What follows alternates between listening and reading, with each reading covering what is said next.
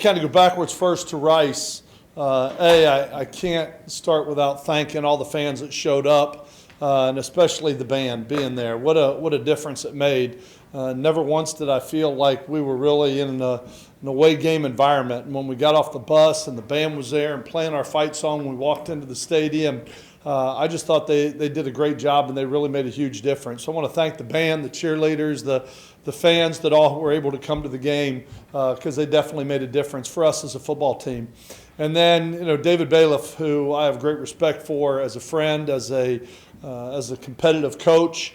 I know he's going through a lot of injuries right now, but I think he's got a really good football team, and we feel very honored to have had the opportunity to go on the road and win. It's never easy to win on the road, a conference game, but the weather held off, and we were able to get out on the field and get done what we got to get done. And, I look at it as a football team right now. I think we're getting better. I think we played hard. I think probably the thing that I was most impressed with was we really played smart.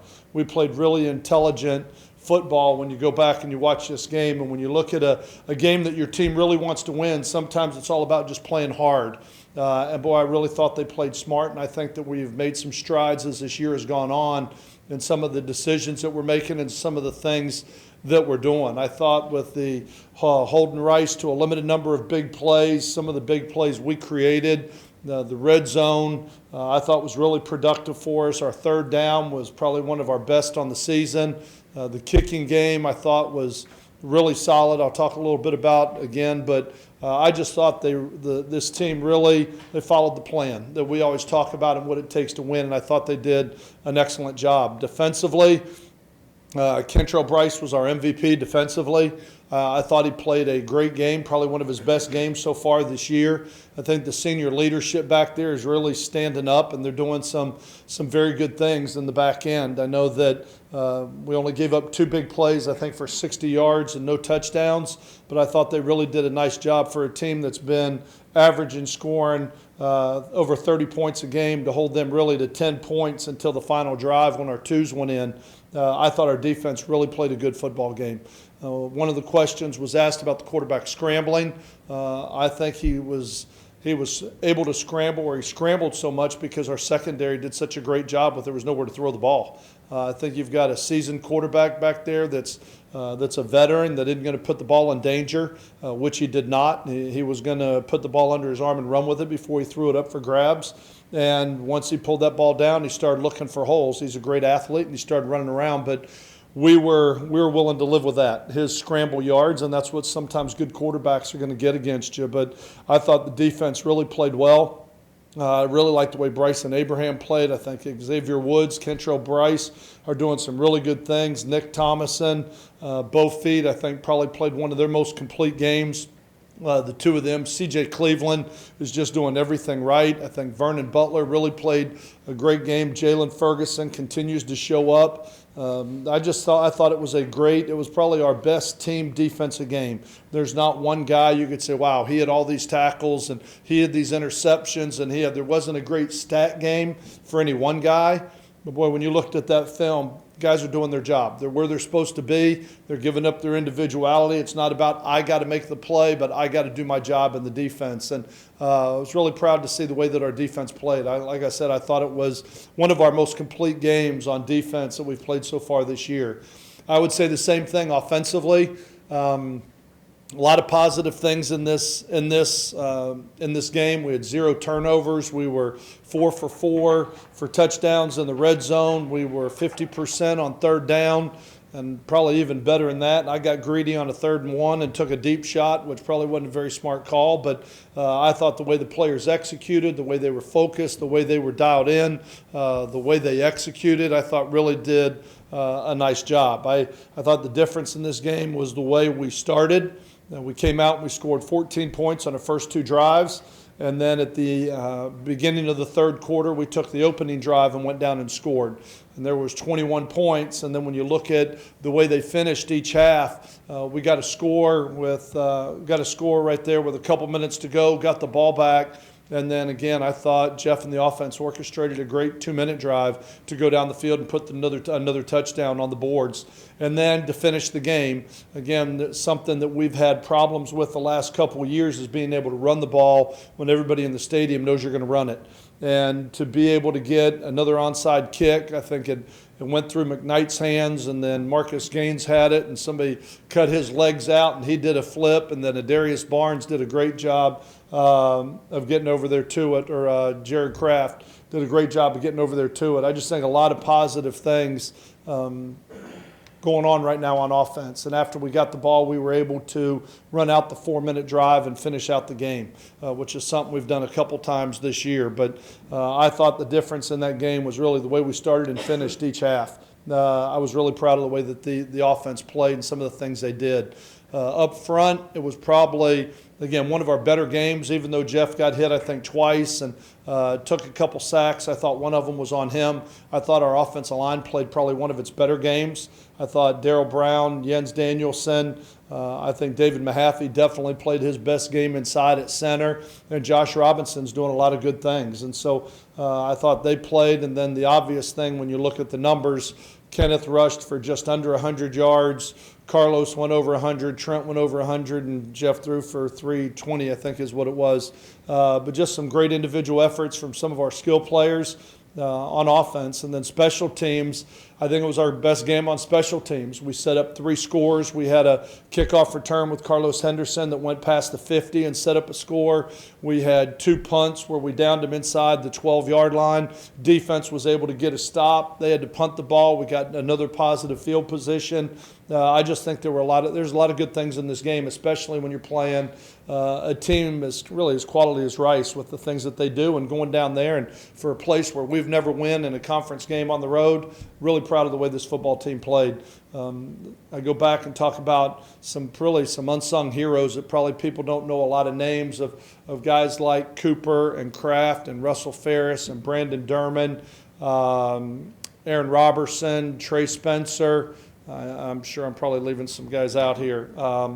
DeJohn Oliver. I mean, just a lot of guys really stepping up and playing as a role of that dirty dozen. What we talk about, your starters on special teams today are going to be your leaders of tomorrow.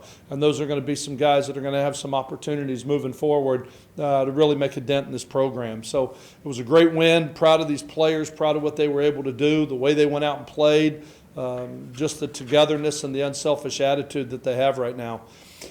So you get that win, you come home, and you get ready for your next conference game. We're excited to come home, excited to play homecoming here in front of our home crowd, and we've got North Texas. And I know what we've got to do is we've got to stay focused, and we've got to find a way to go 1-0 this week. This is a football team that I know everybody from the outside looks at their record and goes, oh, well, you know, they're 1-7. The other 1-7 team in our league, UTSA, is a team we had to kick a field goal against on the last play of the game to beat on the road, and they just beat UTSA. I think UTSA is one of the better defensive lines in this league, and yet North Texas found a way to have 2 guys rush for over 100 yards. I know a lot of guys on the staff. Mike Canales, the acting head coach, I've known for a long time. I have great respect for him as an offensive mind, an offensive coordinator, and a quarterback coach. I think he does a great job. Chris Kosh, their defensive coordinator, and I have coached together on 2 different stints. I have great respect for him. Kevin Patrick, their defensive line coach, and I coached together at South Florida, and then both Mike Grant and Mike Simmons, their wide receiver and offensive line coach, I've known for a very long time. They're all really good coaches. This is a really well-coached football team, and I say that I'm not trying to build up a sleeping giant, but I do think that they have done a great job. And since some of the changes have been made 3 games ago, I think you're really starting to see a different North Texas team, and I think those guys have done a great job of keeping all the oars in the water and keeping everybody in the boat and making sure that that thing continues to go forward. And I think they've really done a nice job. When I look at them on offense, they hadn't scored 30 points all year. They've scored at 2 of the last 3 games, 28 and 30 points in 2 of their last 3 games. I think they're getting better. We alluded they made some changes to the offense. They changed their quarterback. They have a very athletic quarterback, much more athletic. Well, he is the most athletic quarterback that we've played to date. He started 3 games. He's rushed for over 100 yards in 2 of the 3 games. He's a really dynamic football player with the ball under his arm. And then they have a tailback who I think is 3rd or 4th in the conference, rushing for over 100 yards a game. This football team's 2nd in our league in rushing right now, and they're doing it with a 2-headed monster and a quarterback and a running back, and really doing some good things. I think their wide receiver, Carlos Harris, had 70 catches last year. He has 48 catches so far on this season. A very dynamic football player, and their offensive line is big, and they're really playing well together right now when you look at the holes that they're opening. They are really doing a good job. Defensively, they've made a lot of changes in that they are very multiple at this point. They are running 4 down, 3 down, a stack front, an odd front. I mean, they give you a lot of different looks. They've changed their coverages up, completely different. We took our cut-ups from last year and threw them all out because they're really running something completely different. They don't look anything like they did a year ago as a defense, and they are being much more multiple at this point. Their safeties are very involved with the running game. Both their safeties are their leading tacklers. They're downhill. They're a physical bunch in how they play. They've got really good speed at corner, and I think they're playing really, really hard right now. There's a strong buy-in factor that you can really see with this football team. They've also made some changes in their special team. They've put a new returner back there as a punt returner, and Trey Johnson. He is averaging over 11 yards a try as a punt returner. Very explosive, very dynamic. He's been back there the last couple weeks, and they have a punter that is not just on the Ray Guy watch list, but he's a nominee. Has 10 kicks over 50 yards, averaging 44 yards a punt. This is not, everybody wants to look at their record and think this is going to be a cakewalk. We don't have that luxury.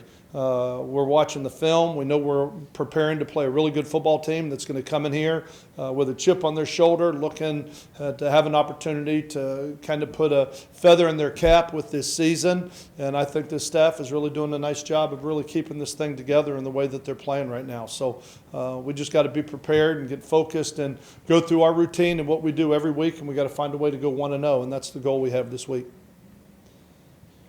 You look at Jalen Ferguson. How big has the emergence of him been on your pass defense has improved so much in recent weeks? Well, I think that, definitely having a guy rush the passer makes a difference. And, with I think Dora played probably one of his better games, although statistically he wasn't all over the stat sheet.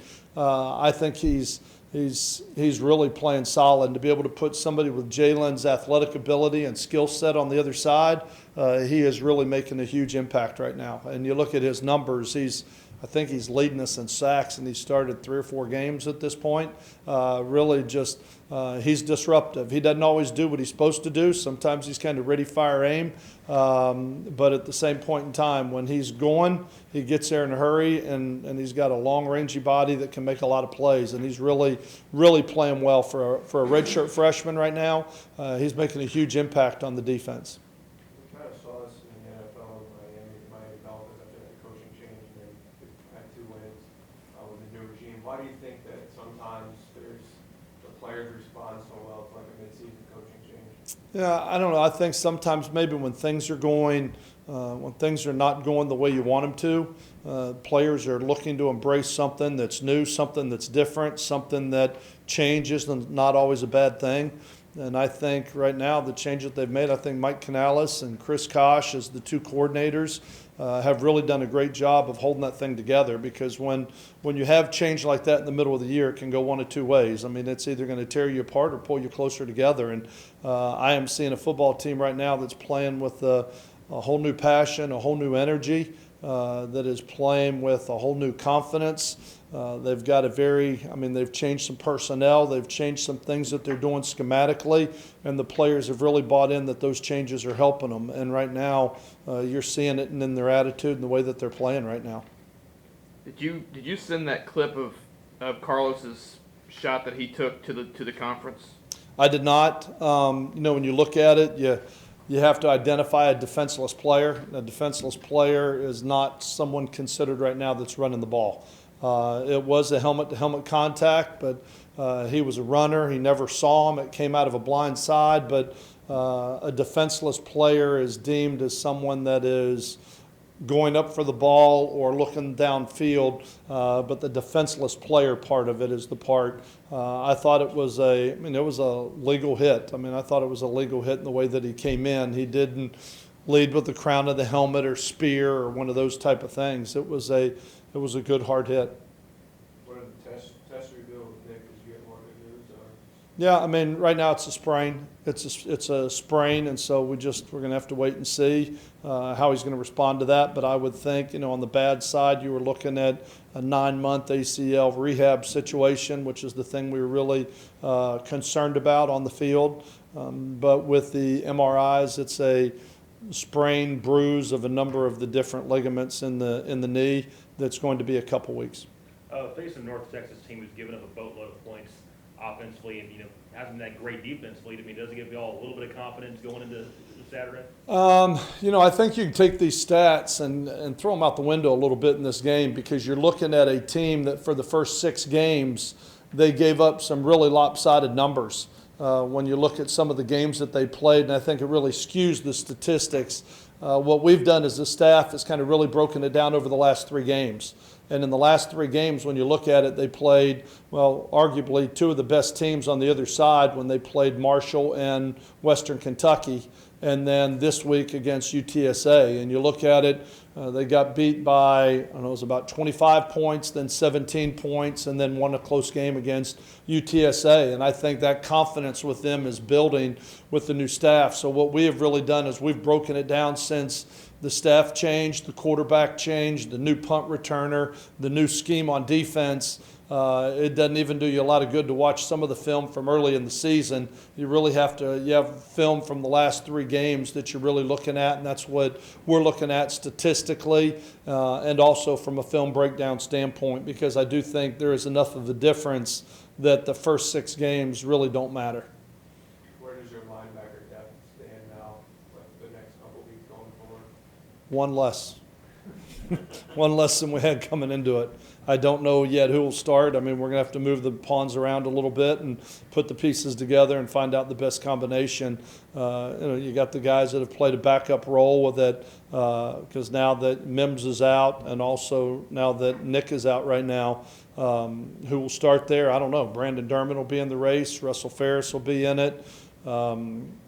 Washington will be in it. There'll be a number of guys there. We may move Bo into middle and move one of those guys. Maybe it's Russell up at will. We don't know exactly yet. We haven't had a chance to really be out on the field yet to see where we are. And we'll have to put the game plan together and the best thing that we can do to try and attack them and find out where we want to put the new face on defense. What about Lloyd? Will Lloyd be back this week? We're hoping. We're hoping. Again, we'll practice Tuesday, and I'll know a little bit more about that. Last week, when we talked to him early in the week, like on Sunday, Monday, he felt like it was far enough away that he would not be. This week, he feels really good that he will be. But until I see him go out there and run, I don't know yet. So you could move him even to the will spot as well. Yeah, you can move him to the will. With having a Cleveland, him or Cleveland to will, if he's back, that would definitely give you an opportunity to maybe look at that. And also, with him being out, Washington was our second Sam, and Washington could even go over to will as well. So those are the things that we've got to look at right now and figure out what's the best way for us to put the pieces together. Offensive line really seems to be coming into its own. You talked about at the end of the game, they're able to run the ball, and that starts up front with those guys. What have they done in recent weeks to really start gelling? Well, we've been fortunate that we've been able to have the same lineup now, really since the first game. A lot was talked about 8 games ago. We had to move Mahaffey to center, as your 4th center. We had to move him to center and start O'Shea Dugas, and I don't know that was the way we really wanted to go into the opening conference game of the year with Western Kentucky, but that's what we had. Well, since then, we've been able to have that same starting lineup. Those same guys have been able to play, and I even think a couple guys like McCready is getting better. I think Shane Carpenter, is better than he was then. I think the consistency and them really having the opportunity to gel and start to play together. An offensive line has to play together like they're all attached at the hip, and that they all have to move in unison together in one direction. When we first put Mahaffey in, it was like we were 5 guys moving in 5 different directions, and somebody trying to identify the front and make all the calls to be the bell cow for us, and yet it was his first game he'd ever played the position. So I look at where we were 8 weeks ago to where we are now. We're a much better offensive line than we were 8 weeks ago, and I think everybody's starting to really come together a little bit. You mentioned today and then Saturday about the senior leadership, and that was a word that stuck out last year when you talked about the team. How does this year's senior leadership compare to last year's, you think? I can't say enough positive things about this group, and I say that, you look on defense, and I believe there's 9 seniors over there on that side of the ball with, I think we have 8 senior starters, and then Tyler Porter right now. And just the way those guys are leading, the focus that they have coming in each and every week. We've talked about to be where we are right now, that being picked to win the West, you knew every game you were going to play, you had a target on your chest, you were going to get everybody's best shot. Everybody was going to be geared up. Can't turn it over in this game. Got to have a plan for this. Don't throw the ball up. And I think these guys have really been focused and dialed in. They're getting better. They come to work every day. I just think they have a real blue-collar mindset and work ethic. I think there's great character in this group right now, and I think there's great focus in this group right now. I think we had some really good players a year ago, but I think the group that we have now is a much more focused leadership than we had a year ago.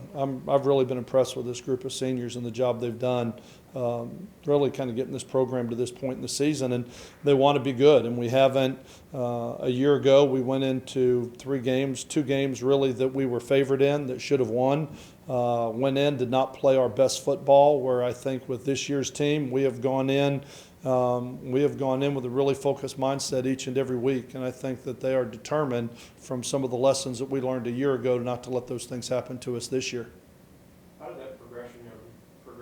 Because I remember, I think it was last March, you talked, you were heading into spring ball, and that was one of the things you were, I don't want to say concerned, but you were interested in seeing who were going to step out as leaders and how that was going to progress and everything. I've used the expression a bunch that every football team has a life expectancy of 1 year. And next year will be completely different than this year. We have different talents. We have different leaders. When a guy is a sophomore and a junior and all of a sudden the guys ahead of him leave, how is he going to be as a vocal leader, as a role model leader? How is he going to be involved in trying to help influence the young guys to come along and develop? And I think all those are the things that you look at. And we try and do an awful lot here to develop leadership. It's something that starts for us in January with a new team. With our leadership council, we will vote on a new leadership council.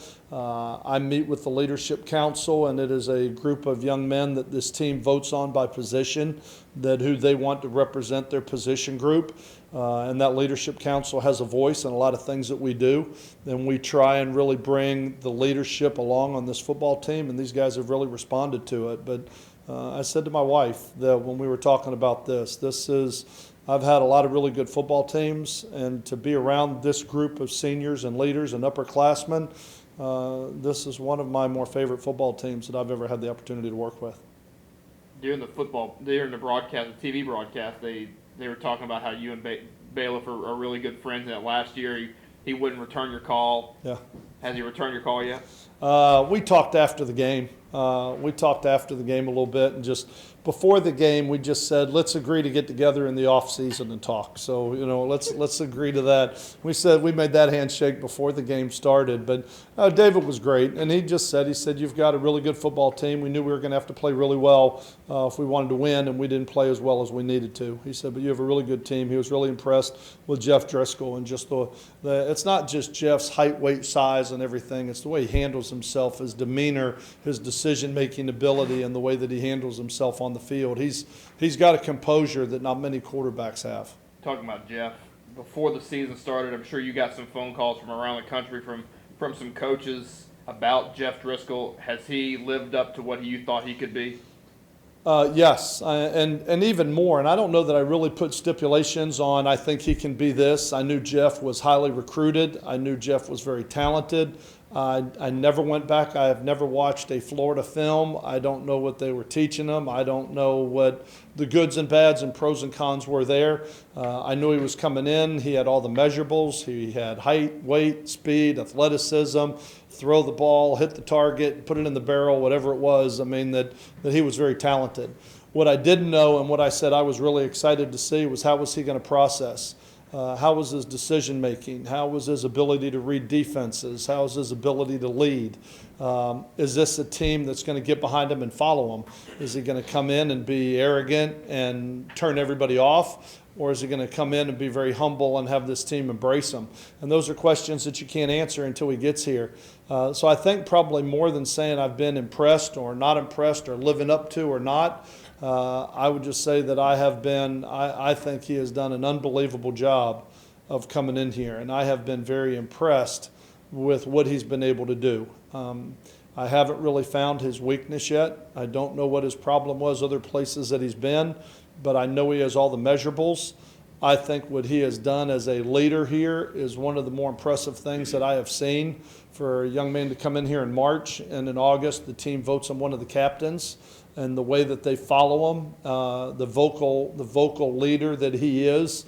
When he talks, everybody listens. He's very positive. He's very humble. I've been impressed with the way he's read defense. Probably have been as impressed with his poise in the pocket and his calmness when he comes off the field after a series. I mean, he just took 3 shots standing in the pocket, and he comes off. And I said, okay, on the one, what did you see? We talked about the one that he read for his first touchdown in this game. And so like, all right, what'd you see?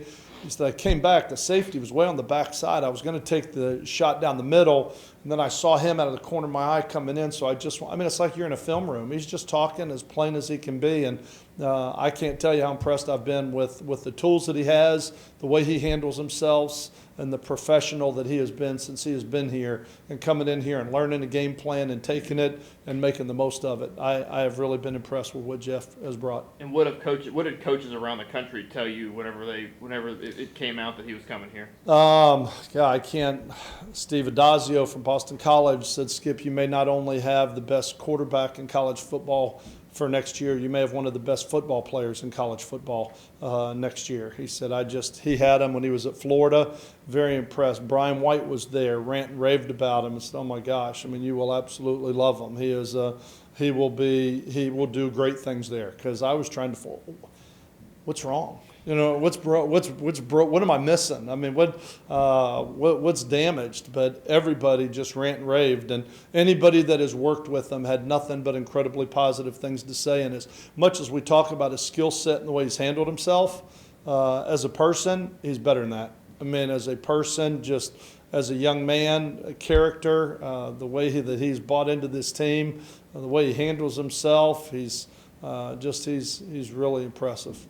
Given that about his character, he took a lot of criticism from the fans and from everybody at Florida. How much does that speak to his character?